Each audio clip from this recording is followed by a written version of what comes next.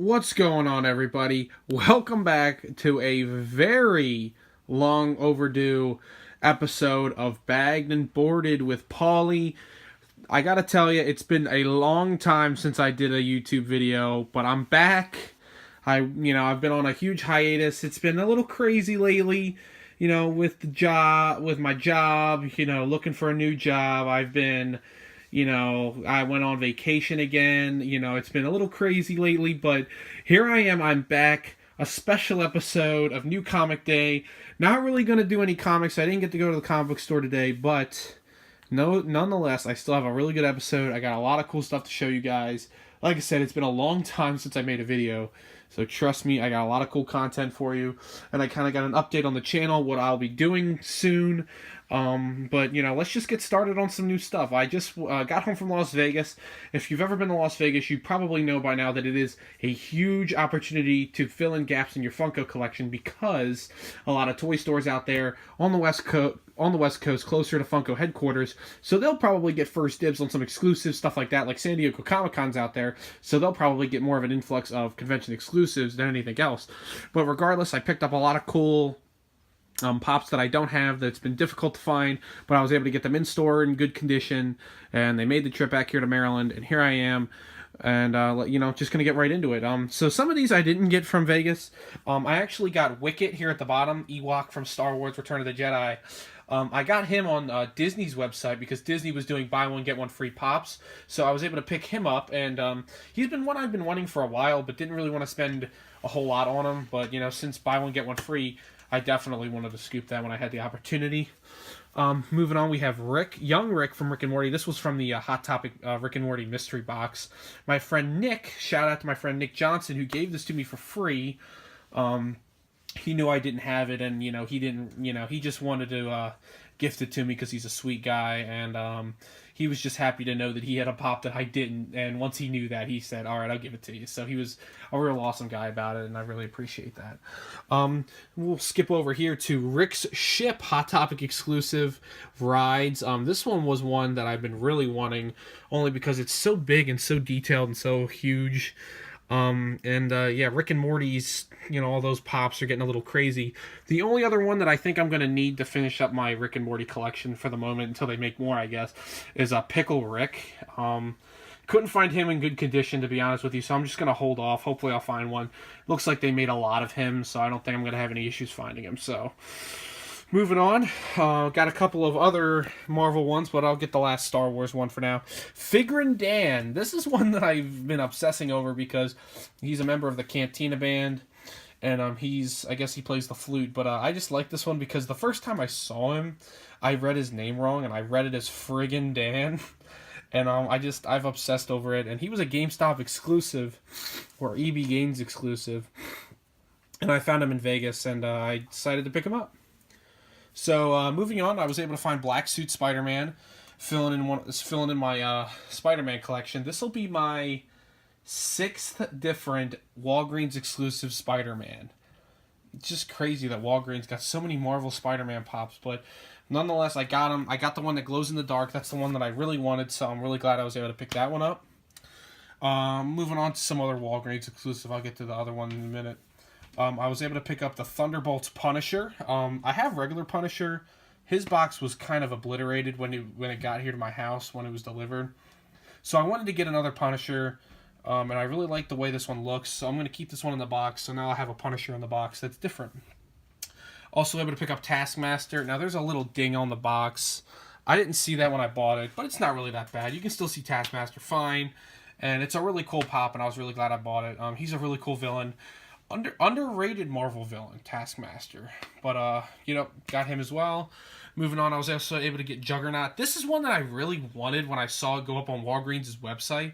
And I think it's still up there, but Walgreens charges way too much for shipping. And I just didn't want to spend, more than retail plus shipping. So I was able to get him for $15. And I felt like that was a great deal. That's probably the lowest I'm going to find him for. And he was in great condition, so why not? And then I was able to pick up Red Hulk. This is one that I've been wanting the most out of the ones that I don't have in my collection. I got him for $30. I felt like that's a good deal. I think he's going for about $25 on Pop Price Guide. So I felt like that was a good deal. He's in perfect condition. Came with a soft protector, so I felt like I couldn't pass that up. He's really cool, and he's one of the older. I think he was a Series 2 Marvel pop. You know, he's in the top 50. He's only 31, so I thought he was really cool. I was also able to pick up the Marvel Collector Corps exclusive Ant-Man unmasked with the mini Ant-Man in there. It claims to be Funko's smallest bobblehead, so I definitely thought that was really cool. This is, again, one that I really loved. I loved Ant-Man. Very underrated Marvel movie. Not many people talk about it, but now I have regular Ant-Man, and now I have the Marvel Collector Corps one. And then lastly, I was able to pick up Rita Repulsa Dorb. I have all the other Power Ranger Dorbs, and I haven't been able to find a Rita Repulsa in good condition, but I'm probably going to take her out of the box anyway. But I got it for $10. Thought that was a good deal. So, and I think that's probably less than what Toys R Us sells her for. So I felt like that was a good deal. She made the trip fine over. So, and if you don't know this about me, I also am very impulsive. I try to be less impulsive with Pops, but I am very impulsive when it comes to mystery minis. I love these things so much. I don't know why. I guess it's because they're small and they're easy to collect and they're easy to put places. Pops are a little bit harder to organize. As you can see, my collection's kind of gotten out of control. You can see some over there too. Right over there, that whole shelf, and then that shelf there. It's kind of difficult, but mystery minis are easy. You know, you can stack those anywhere. You can see them right there on my video game shelf right there. I have a ton from Avengers, Avengers Civil War. I have some of the Spider-Man ones. You can see Nick Fury there on the bottom. And then way over there on that white shelf right there, I have all my X-Men ones. So I was finally able to get Beast. Beast was one from the X-Men line that I haven't gotten. And he was only $6. All these were $6, except for Falcon, my sister gave me as a gift. Miles I bought at retail, and Ben Reilly I bought at retail. But all the rest of them were $6. That's pretty good for a mystery mini, because if you go online, people will probably sell them $4 and then $4 shipping. So got them for all a good price. I got Thor from Series 1 Marvel, Galactus from Series 1 Marvel, Deadpool. I really like Deadpool. I mean, I like them all, but, you know, overall. And then I got Spider-Gwen from the Spider-Man mystery minis, along with Ben Reilly, Miles Morales, and then Falcon was the last run from Civil War that I needed, so that one's completed. But I really, really like the Marvel Series 1 ones. I missed out on them. Nobody sells them anymore. They're kind of old. I kind of was wishing they'd make more Marvel, you know, just regular mystery minis, make a Series 2, but they haven't, and I really doubt they will, but who knows. And finally, the last thing I got, another thing that was a gift, was my Funko Yondu Guardians of the Galaxy shirt. I really wanted this shirt because, especially after hearing that Yondu's going to be getting his own pop exclusive to Emerald City Comic Con, so I was really excited about that. And when I saw this shirt, I was like, why can't you just make that pop? Like, you made a pop, made him into a pop on a shirt. Why not just make that a pop? People will buy it. At least one person will buy it. You know I will. But regardless, but now they are, so I'm pretty happy about that. But yeah, so that's pretty much everything I got in Vegas. You know, it doesn't seem like a whole lot, but like I said, I'm pretty content with my collection at this point, and kind of just used that Vegas trip to fill in the gaps. Like I said, Red Hulk was the big one. Was really waiting to get him. I like them all, but Red Hulk was the big one that I wanted to make sure I got locked up and secured to finish off some of my more common pops. You know, some of the bigger ones like Doctor Doom, Red Skull. Kind of unlikely I'll ever get them, but you know, you never know. I might get lucky at a flea market one day, but you know, regardless. So yeah, so that's all the collectibles I bought in Vegas and over the last couple of weeks. So anyway, so one of the big announcements that I wanted to make was I'm kind of switching things up. I was finally able to not log, but I was finally able to organize all my comics into their boxes in ways that are much easier for me to keep track of.